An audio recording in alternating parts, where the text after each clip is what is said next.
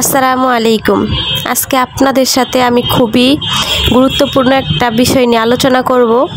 দেখুন, বাচ্চারা কিন্তু সুস্থ থাকে না, সবারই কম বেশি টুকিটাকি অসুখ লেগেই থাকে। তো তার মধ্যে সবচেয়ে ইম্পর্টেন্ট সেটা হলো বাচ্চাদের পেটে গ্যাস হয়।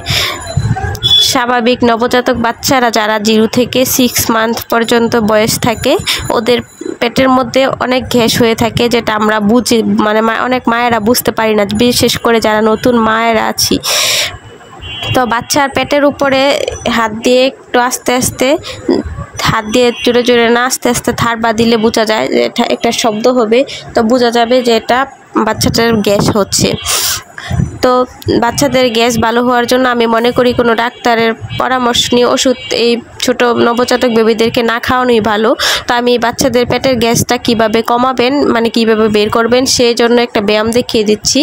তো পেটের উপরে এইভাবে আঙ্গুল দিয়ে 3 বার মাসাজ করবেন, বেশি মাসাজ করতে হবে না, আলতোভাবে, বেশি জোরে না।